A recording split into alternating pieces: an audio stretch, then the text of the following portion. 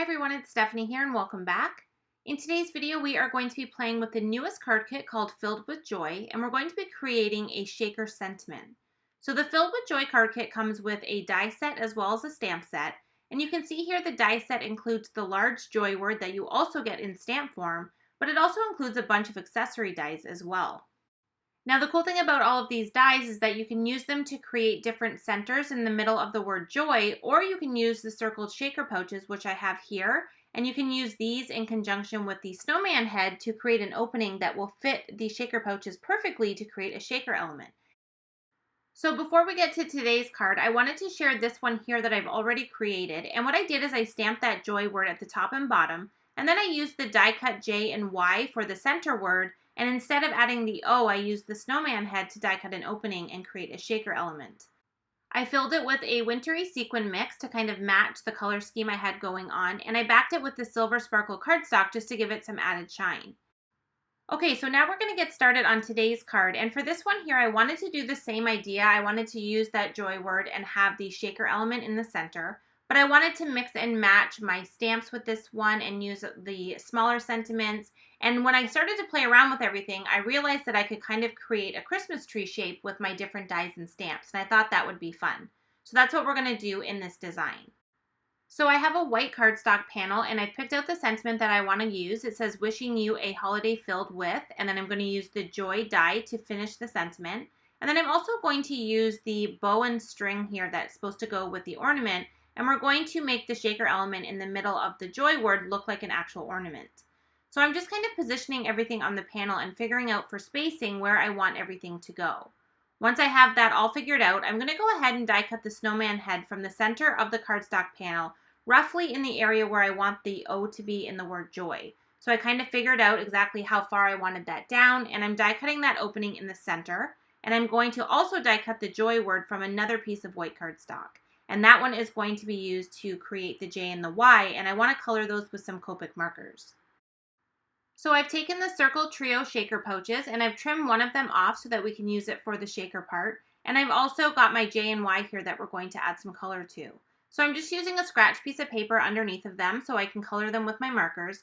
And I went this route because I wanted to create a little bit of shading in the letters and kind of give them an ombre look, which is a little bit harder to do when you're die cutting them directly from cardstock.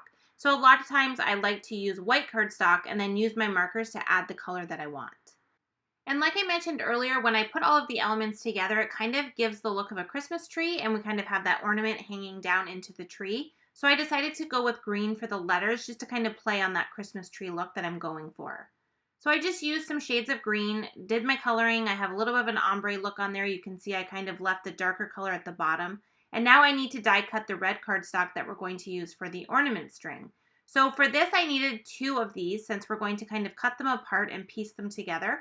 So I die cut 2 at once so that I have them ready to go. Now the last thing I need to do is the ornament topper. So this die here cuts out an ornament topper, and I knew I wanted to do that with the silver cardstock since I'm going to back the ornament with that as well. Now I just wanted to show you, this is it die cut as is, and when you position this over an ornament that is an actual shaker pouch, you have the dimension of that shaker pouch that you kind of have to compete with at the top of the ornament. So you can see here, you can't position it kind of down on top of the ornament. You end up with that weird space on either side, and I didn't really want that look. So what I did is I took that same snowman that I used to die cut the opening, and I cut it through my silver sparkle cardstock.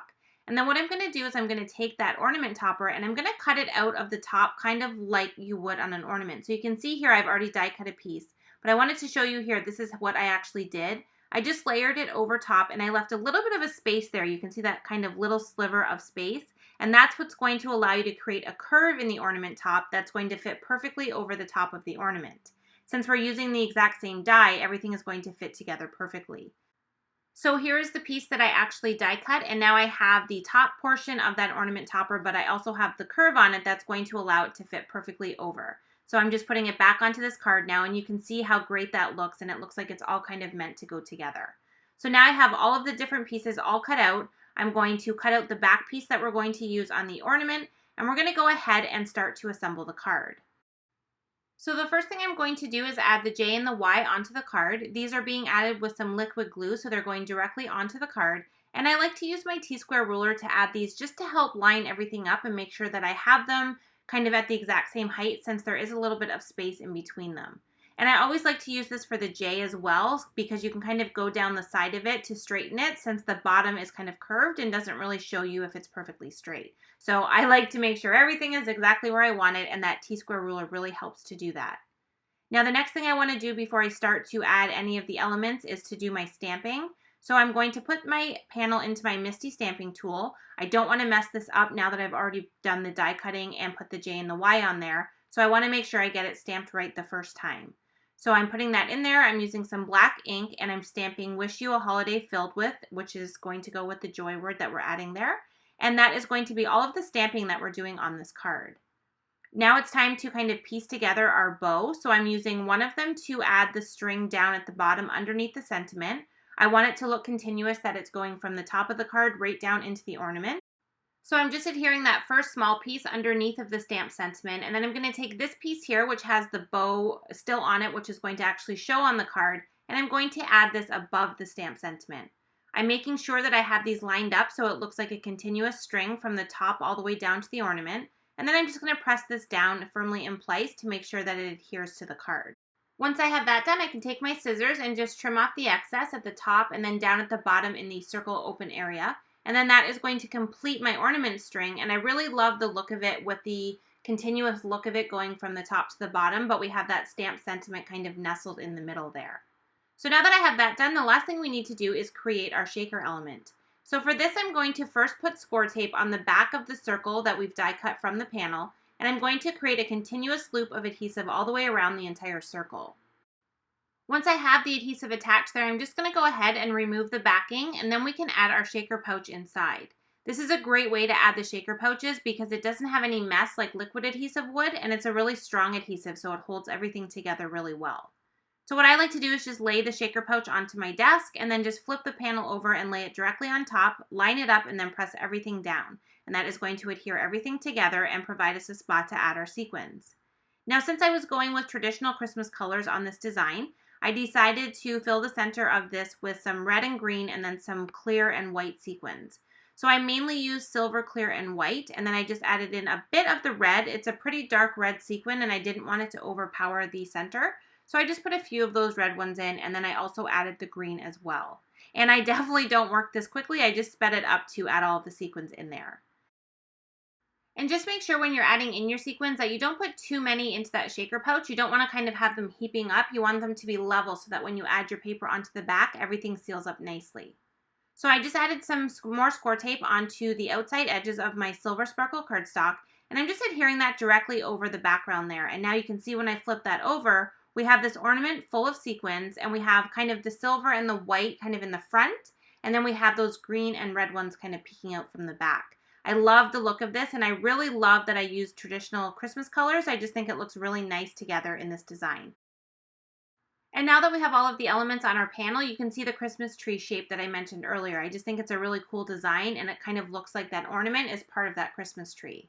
Now to finish the card, I just added some foam adhesive to the back of the panel, and I'm adhering it to a wild cherry card base that measures 4 1/4 by 5.5 inches. And to finish it off, I'm just going to add our little ornament topper that we created there at the beginning. So I just put some liquid glue onto this and used some tweezers to put it into place. And now you can see how really great that finishes off the card. And since we created that little bit of curve on it, it fits perfectly over top of our shaker ornament. And the last thing I'm going to do on my card front is add some clear sequins kind of scattered around the sentiment. I just wanted to fill up a little bit of that white space, but I didn't want to have anything too distracting from the design. So I thought that the clear sequins filled the space nicely and gave us a little bit more detail and dimension. And then that is going to finish our card. And here's one more look at the other card that I shared earlier, just showing a different way to create the exact same kind of sentiment with that shaker element in the center with a completely different look. I hope this video gave you some ideas on ways that you can use the new Filled with Joy stamp set in Dynamics. I thank you so much for joining me, and I hope to see you in another video soon. Thanks for watching.